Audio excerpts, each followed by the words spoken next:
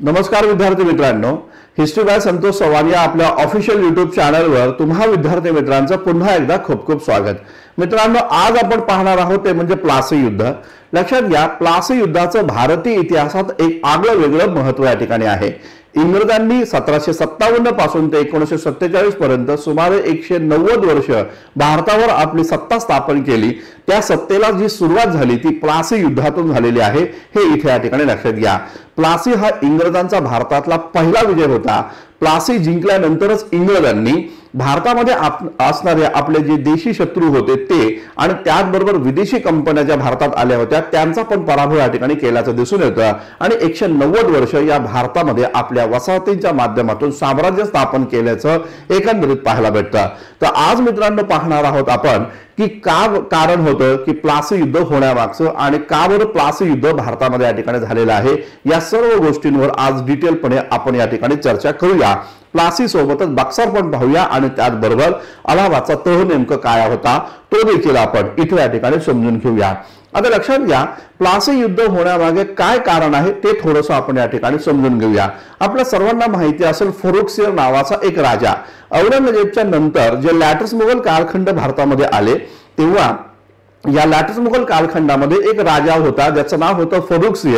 ज्या फरुखसिंगने 1712 पासून ते 1717 पर्यंत भारताची गादी या ठिकाणी सांभाळली होती। हा फरुखसिंग 1717 जेव्हा आजारी पडला तेव्हा त्याच्यावर उपचार एका ईस्ट इंडिया कंपनीच्या डॉक्टरने केलं, ज्याचं नाव होतं डॉक्टर हॅमिल्टन।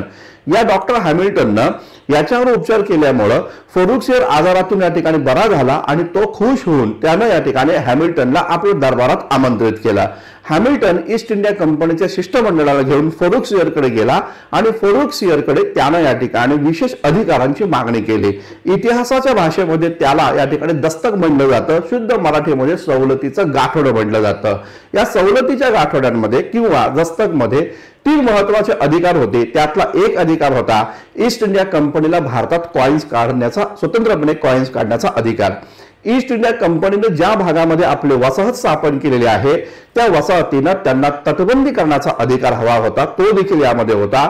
आणि विशेष म्हणजे बंगाल प्रांतामध्ये त्यांना करमुक्त व्यापाराची परवानगी हवी होती, म्हणजे बंगाल प्रांतातनं जो कच्चा माल ते आपल्या मायदेशी नेतील त्या कच्च्या मालावर कसल्याही प्रकारचा टॅक्स या ठिकाणी त्यांना द्यावा लागणार नाही, या प्रकारची व्यवस्था या ठिकाणी दस्तकमध्ये या ठिकाणी होती।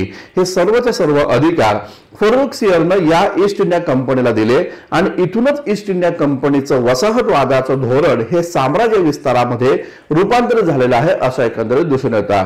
या दस्तकच्या माध्यमातून इंग्रजांना भारतामध्ये मोठ्या प्रमाणात पैसा मिळाला आणि त्या पैशांच्या आधारावर त्यांनी भारतीय लोकांना आपल्या सैन्यामध्ये भरती करून घेतलेला आहे असं एकंदरीत दिसून येतं। एका बाजूला ईस्ट इंडिया कंपनीला हे दस्तकचा अधिकार मिळाला तर दुसऱ्या बाजूला पाहायला असं भेटतं मुर्शिद कुली खाननं बंगाल प्रांतामध्ये स्वतंत्र राज्याची स्थापना केली होती। मुर्शिद कुली खान जेव्हा या ठिकाणी बंगाल प्रांतात स्वतंत्र राज्य स्थापन करतो त्याच वेळेस त्यानं या दस्तकला विरोध या ठिकाणी केला होता असं एकंदरीत दिसून येतं। मुर्शिद कुली खान आणि त्यानंतर आलेला अलीवर्दी खान हे दोघंही इंग्रजांना मिळालेला या दस्तकचा विरोध करत होते, कारण या करमुक्त व्यापारामुळे बंगालमध्ये मोठ्या प्रमाणात तूट निर्माण होत होती। बंगालची तिजोरी जी आहे या तिजोरीमध्ये खडखडाट निर्माण होत होता, कारण बंगाल प्रांतामध्ये केलेल्या व्यापारामध्ये कसल्याही प्रकारचा टॅक्स ईस्ट इंडिया कंपनी आता बंगालच्या नवाबाला देत नव्हती। आणि म्हणून मुर्शिद कुली खान असू द्या, अलीवर्दी खान असू द्या आणि त्यानंतर सत्तेमध्ये आलेला सिराजुद्दौला असू द्या, या तिघांनीही दस्तकचा विरोध या ठिकाणी केलेला होता असं एकंदरीत आपल्याला या ठिकाणी पाहायला भेटतं। लक्षात घ्या मित्रांनो, या प्रकारे ईस्ट इंडिया कंपनीचं जे काही धोरण राहिलेलं आहे त्या धोरणाला बंगालच्या शासकांनी विरोध केला। 1756 ला अलीवर्दी खानचं निधन झाल्यानंतर सिराजुद्दौला सिंहासनावर बसतो, तो बंगालचा नवाब बनतो। सिराजुद्दौला सिंहासनावर बसल्यानंतर लगेचच या ठिकाणी बंगाल प्रांतामध्ये थोडीशी अराजकता निर्माण झाली। याचं कारण असं होतं की सिराजुद्दौलाच्या विरोधामध्ये शौकत जंग आणि त्याचबरोबर त्याची सावत्र बेगम घसीटा होती। या बेगम घसटेला या ठिकाणी शौकत जंगला सिंहासनावर बसवायचं होतं आणि सिंहासनावर बसवून त्या बंगालची संपूर्ण ताकद किंवा बंगालची संपूर्ण राजकीय शक्ती या बेगम घसीटाला आपल्या ताब्यामध्ये ठेवायची होती। आणि म्हणून मग ती सिराजुद्दौलाला सुरुवातीपासून विरोध करत होती असं एकंदरीत दिसून येतं. सिराजुद्दौला जेव्हा सिंहासनावर बसला तेव्हा त्यानं देखील ईस्ट इंडिया कंपनीच्या या दस्तकाला विरोध केला होता आणि ईस्ट इंडिया कंपनीच्या लोकांना त्याने सांगितलं होतं की कंपनीला दिलेला जो अधिकार आहे त्याचा दुरुपयोग कंपनीने या ठिकाणी करू नये. कंपनी काय करत होती तर कंपनी इथं पाहायला असं भेटतं की स्वतःचा व्यापार करत असताना कंपनीचे जे अधिकारी होते ते देखील अशा प्रकारे स्वतःचा खाजगी व्यापार देखील या ठिकाणी करत होते. हे सिराजुद्दौलाला नको होता. पाहायला भेटतं सिराजुद्दौलाच्या विरोधात ज्या पद्धतीने शौकत जंग आणि बेगम घसीट आहे त्याच पद्धतीने पाहायला असं भेटतं की जगत सेठी, सेठ अमीरचंद आणि राय दुर्लभ हे 3 अधिकारी देखील खास करून व्यापारी आहेत हे देखील या ठिकाणी सिराजुद्दौलाच्या विरोधामध्ये होते. काय कारण होतं हे 3 जण सिराजुद्दौलाच्या विरोधात जाण्यामागे? यामधलं सर्वात महत्वाचं कारण आपल्याला या ठिकाणी पाहायला भेटतं की सिराजुद्दौला यांच्यावर प्रेशर करत होता, यांच्यावर दबाव आणत होता की तुम्ही इंग्रजांसोबत व्यापारी संबंध ठेवू नका. आता हे जे लोक होते, अमीरचंद आहे, जगत सेठी आहे, यांचे स्वतःचे जहाज होते आणि ईस्ट इंडिया कंपनी जो काही बंगाल प्रांतातनं कच्चा माल खरेदी करत होती तो कच्चा माल यांच्या जहाजातून आपल्या मायदेशी या ठिकाणी नेत होती आणि ज्यामध्ये यांना खूप जास्त फायदा देखील या ठिकाणी पोहोचत होता. एकाच बाजूला बंगालच्या व्यापाऱ्यांना हाताशी पकडण्याचं काम ईस्ट इंडिया कंपनी करत होती. त्याचबरोबर सिराजुद्दौलाचे जे विरोधक होते त्यांना आपल्या बाजूने वळवण्याचं काम ईस्ट इंडिया कंपनी करत होते.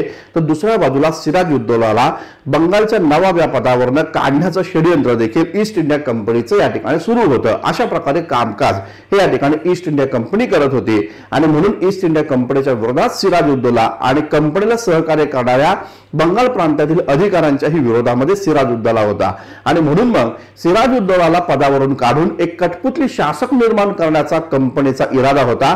त्याचबरोबर सिराजला विरोध करणारे जे लोक होते त्यांचा देखील हाच इरादा होता की बंगालमध्ये कठपुतली शासक किंवा आपल्यापैकी एक शासक या ठिकाणी व्हावा. या प्रकारची ती भूमिका या ठिकाणी पाहायला भेटती.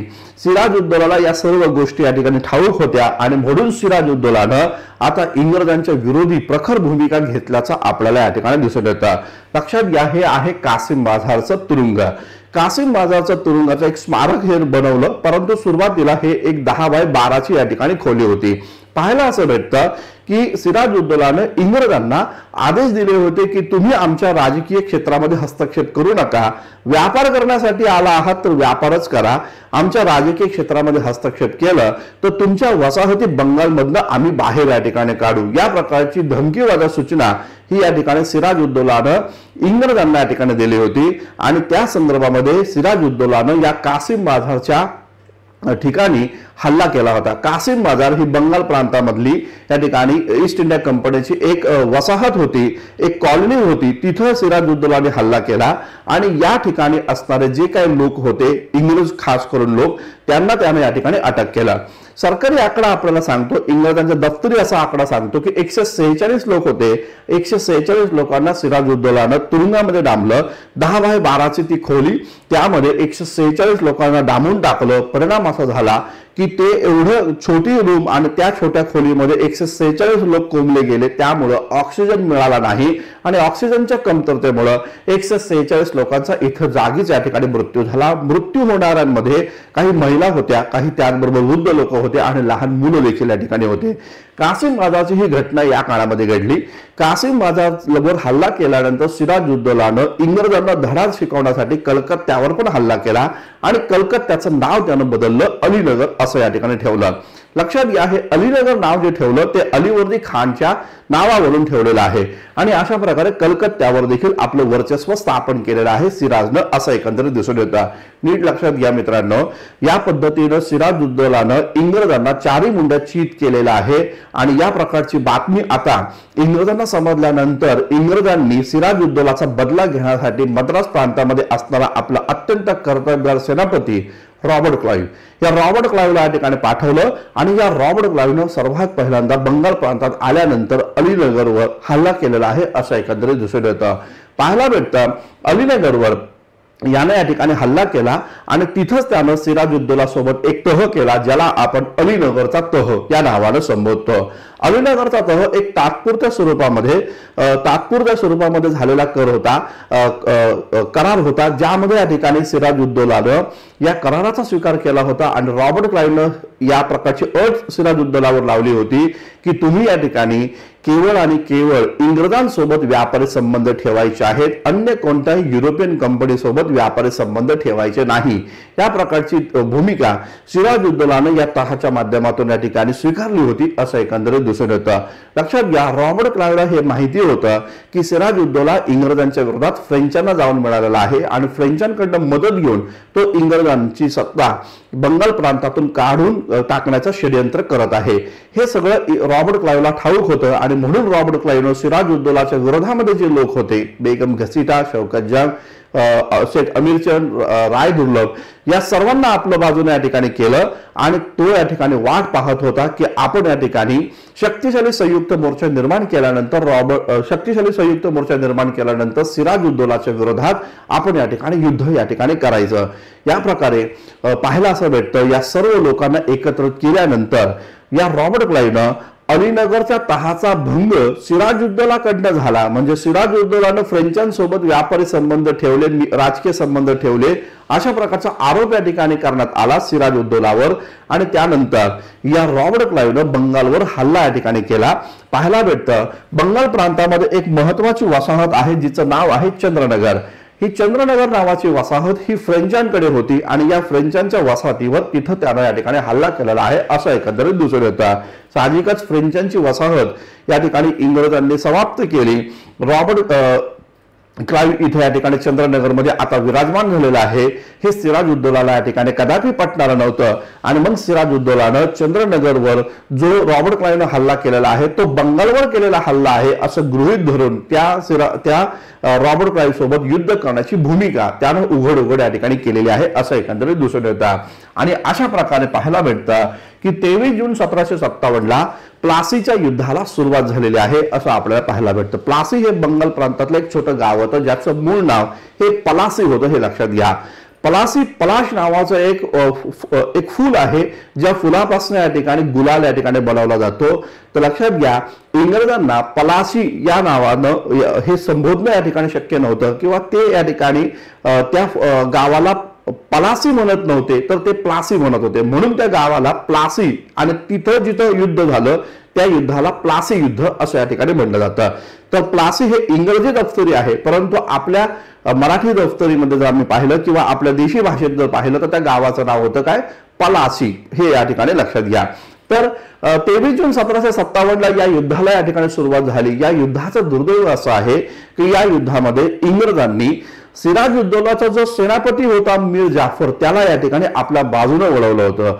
सिराजुद्दौलाची संपूर्ण भिस्त मीर जाफरवर होती, जो सेनेचा प्रमुख या ठिकाणी होता आणि सिराजला असं वाटत होतं की मीर जाफर यामध्ये युद्धामध्ये महत्वाची भूमिका या ठिकाणी बजवेल. मात्र झालं असं, मीर जाफर हा इंग्रजांना जाऊन मिळाला, रॉबर्ट क्लाइव्हला जाऊन मिळाला. साहजिकच रॉबर्ट क्लाइव्हनं या मीर जाफरला सांगितलं होतं की तू या युद्धामध्ये आम्हाला मदत कर, जर का आम्ही हे युद्ध जिंकलो की तर तुला म्हणजे मीर जाफरला या ठिकाणी बंगालचा काय बनवला जाईल तर नवाब बनवला जाईल. साहजिकच मीर जाफर या ठिकाणी फितूर झालेला आहे असं एकंदरीत दिसतं. तो इंग्रजांना जाऊन मिळाला. परिणाम असा झाला, भारतीय सैन्यांची इथं दानादान या ठिकाणी झाली. सिराजुद्दौलाचा पराभव या ठिकाणी झाला आणि हा पराभव झाल्यानंतर साहजिकच मीर जाफरला बंगालचा नवा नवाब बनवलं गेलं. रॉबर्ट क्लाइव्हचं या सगळ्या प्रकरणामध्ये जर आम्ही पाहिलं तर मीर जाफरला नवाब बनवण्यामागे एकमेव धोरण होतं, ते म्हणजे बंगाल प्रांतामध्ये त्याला कठपुतली शासक या ठिकाणी हवा होता आणि जो कठपुतली शासक हा मीर जाफरच्या माध्यमातून त्याला मिळाला होता. साहजिकच मीर जाफरचं कसल्या प्रकारचं शौर्य नव्हतं, कसल्या प्रकारचे त्याचं या ठिकाणी कौशल्य नव्हतं, केवळ इंग्रजांच्या उपकारामुळे तो या ठिकाणी बंगालचा नवाब बनला आणि त्यामुळं या मीर जाफरकडनं संपूर्ण बंगालची तिजोरीची चाव्या रॉबर्ट क्लाइव्हनं आपल्या हातामध्ये घेतल्या आणि हवा तेवढं बंगाल प्रांत लुटून काढण्याचं कार्य हे या ठिकाणी रॉबर्ट क्लाइव्हने या ठिकाणी केलं। साहजिकच मीर जाफरने त्याला खूप साऱ्या नजराना दिल्या, ईस्ट इंडिया कंपनीला दिले, त्याला दिले, त्यातून खूप सारी संपत्ती घेऊन रॉबर्ट क्लाइव्ह अत्यंत धनाढ्य व्यक्ती या ठिकाणी बनल्याचं आपल्याला या ठिकाणी पाहायला भेटतं। लक्षात घ्या, आता मीर जाफरच्या पण या ठिकाणी लक्षात आलं की बंगाल प्रांत लुटून खाण्याचं कार्य हे ईस्ट इंडिया आणि रॉबर्ट क्लाइव्ह या ठिकाणी करत आहे आणि म्हणून मग या मीर जाफरनं इंग्रजांच्या विरोधी भूमिका घेण्याचा निर्णय घेतला। इंग्रजांना पराभूत कोण करेल, तर इंग्रज ज्या भूमीतून आले आहेत त्याच भूमीतून आलेली विदेशी कंपनीच इंग्रजांचा पराभव करेल हे मीर जाफरच्या लक्षात आलं आणि मग त्यानं इंग्रजांच्या विरोधामध्ये डचांची मदत त्या ठिकाणी घेतली आणि डच जे होते आता इंग्रजांना विरोध करणार होते या मीर जाफरची मदत घेऊन। आणि हे जेव्हा रॉबर्ट क्लाइव्हच्या लक्षात येतं तेव्हा रॉबर्ट क्लाइव्हनं डचांचा पराभव करण्याचं धोरण या ठिकाणी आखलं आणि हे युद्ध बंगाल प्रांतातल्या बेदरा या ठिकाणी झालं, म्हणून त्या युद्धाला बेदरा युद्ध असं या ठिकाणी संबोधलं जातं। लक्षात घ्या, 1759ला हे या ठिकाणी युद्ध झालं ज्यामध्ये रॉबर्ट क्लाइव्हनं खास करून ईस्ट इंडिया कंपनीनं डचांचा या ठिकाणी पराभव केला। मीर जाफरला पदावरून काढलं गेलं आणि या मीर जाफरचा जो जावई आहे ज्याचं नाव आहे मीर कासिम, या मीर कासिमला आता या ठिकाणी बनवलं बंगालचा नवा नवाब। मीर कासिमला बंगालचा नवाब बनवण्यामध्ये हेनरी विन्सिटार्ट हा बंगालच्या गव्हर्नरचा मोठा हात होता, कारण हेनरी विन्सिटार्टला देखील रॉबर्ट क्लाइव्ह प्रमाणे श्रीमंत व्हायचं होतं। रॉबर्ट क्लाइव्हनं ज्या पद्धतीचं धोरण आखलं राजकारणामध्ये हस्तक्षेप करून आपल्या मर्जीतला नवाब निर्माण करण्याचं, तेच धोरण हेनरी विन्सिटार्टचं होतं आणि त्यामुळे त्यानं मीर कासिमला आता सिंहासनावर बसवलं आणि साहजिकच मीर कासिमकडनं खूप सारे नजराणे देखील त्यानं या ठिकाणी प्राप्त करून घेतलेले आहेत असं एकंदरीत दिसतं। गुलाम हुसेन, नाव नीट लक्षात घ्या, गुलाम हुसेन यांनी सियार उल मुख्तरीन या नावाचा ग्रंथ लिहिला आणि ज्या ग्रंथामध्ये त्यानं प्लासी युद्धाबद्दलची लिखाण केलं, प्लासी युद्धाबद्दलची माहिती या ठिकाणी दिलं। सिराज उल मुख्तरीन हा ग्रंथच प्लासी युद्धावर आहे आणि यामध्ये या ठिकाणी ते भूमिका या ठिकाणी घेतात। मीर जाफर ज्या पद्धतीनं इंग्रजांना फितूर झाला होता, मीर जाफर ज्या पद्धतीनं इंग्रजांसोबत जाऊन मिळाला होता तसा मात्र मीर कासिम नव्हता। मीर कासिम हा स्वाभिमानी शासक होता, तो इंग्रजांवर या ठिकाणी अंकुश ठेवू पाहत होता आणि इंग्रजांविरुद्ध युद्ध करण्याची भूमिका ही या ठिकाणी मीर कासिमची या ठिकाणी राहिली। सिराज उद्दौला ज्या पद्धतीने स्वाभिमानी शासक आहे त्याच पद्धतीने मीर कासिम देखील आहे, अशी भूमिका सियार उल मुख्तरीन मध्ये गुलाम हुसेनने मांडलेली आहे। हा मुद्दा आपण या ठिकाणी लक्षात ठेवा। लक्षात घ्या, या मीर कासिमनं इंग्रजांवर एक आदेश या ठिकाणी काढले। इंग्रजांवर आदेश त्यांनी या ठिकाणी काढले की ईस्ट इंडिया कंपनीला दस्तकचा अधिकार मिळाला, ईस्ट इंडिया कंपनीने करमुक्त व्यापार हा बंगाल प्रांतात करावा जरूर, मात्र कंपनीच्या कर्मचाऱ्यांनी जर का त्यांना स्वतःचा व्यापार करायचा असेल तर त्यांना या ठिकाणी कर द्यावा लागणार आहे बंगालच्या शासकांना। तर याच कराला या ठिकाणी खिजरा कर असं या ठिकाणी म्हटलं जातं। तर या प्रकारचा हा कर कंपनीच्या कर्मचाऱ्यांवर यानं या ठिकाणी लावलेला आहे असं एकंदरीत दिसतं। तर मीर कासिम हा तो शासक आहे जो ईस्ट इंडिया कंपनीच्या अधिकाऱ्यांवर कर या ठिकाणी लावण्याचं काम या ठिकाणी करतो असं एकंदरीत दिसून येतं।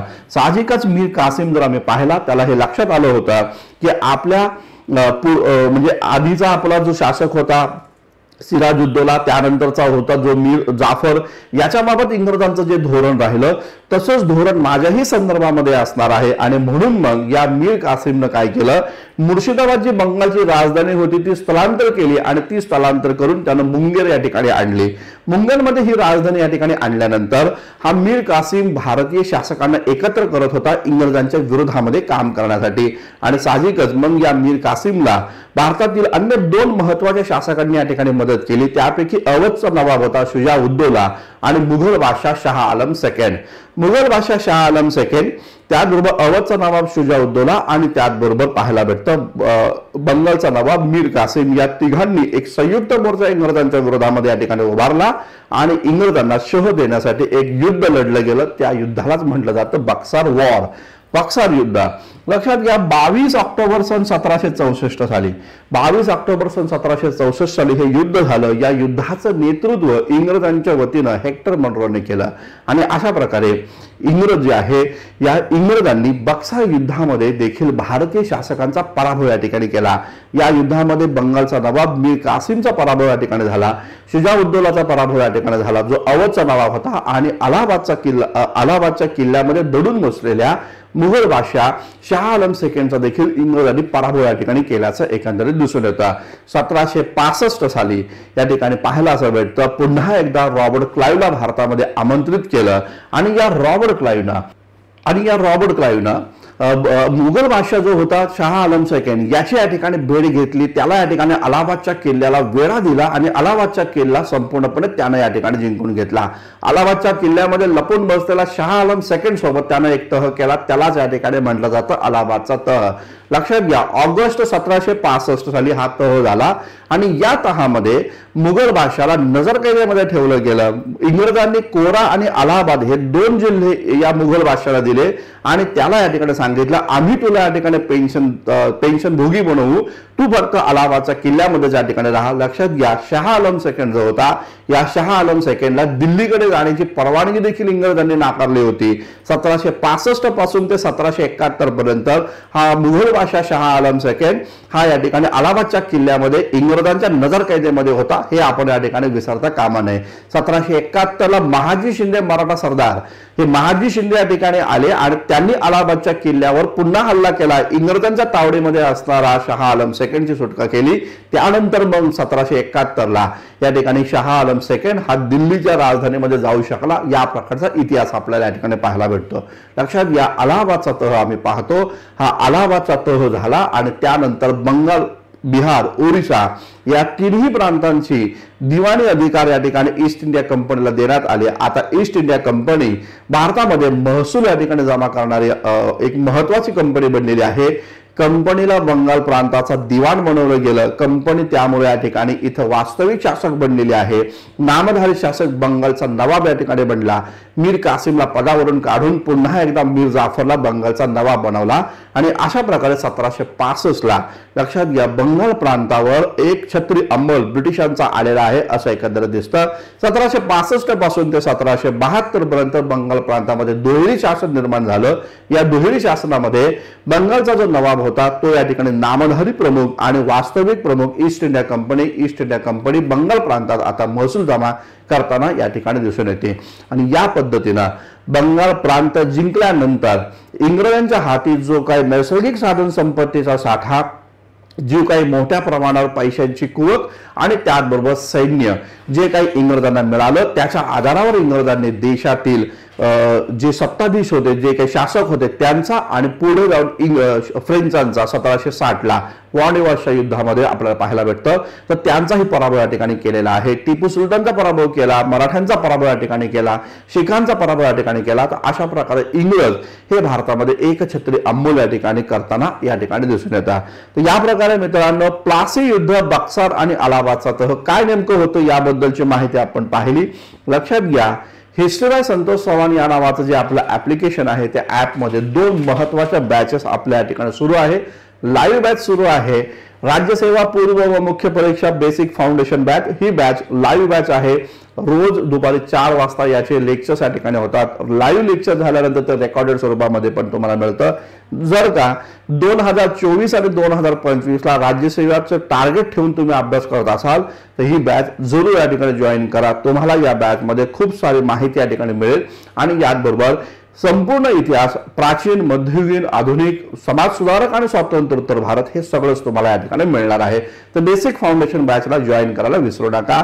याचबरोबर राज्यसेवा पूर्व आणि मुख्य परीक्षेची PYQs लेक्चर सिरीजची एक महत्वाची बॅच आपण आपल्या हिस्ट्री बाय संतोष चव्हाण या ऍपवर लॉन्च केलेली आहे, तर ती देखील तुम्ही जॉईन करा. शेवटी लक्षात घ्या, परीक्षा जर पास करायची असेल तर PYQ सॉल्व्ह केल्याशिवाय, PYQ समजून घेतल्याशिवाय तुम्हाला या ठिकाणी ते परीक्षा या ठिकाणी पास देखील होता येणार नाहीये. आणि म्हणून या 2 महत्वाच्या बॅचेस आहेत, त्या तुम्ही या ठिकाणी जरूर या ठिकाणी जॉईन करा.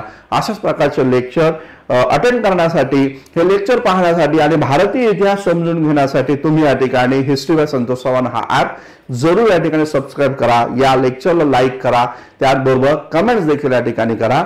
थांबूया आपण. धन्यवाद. Thank you very much.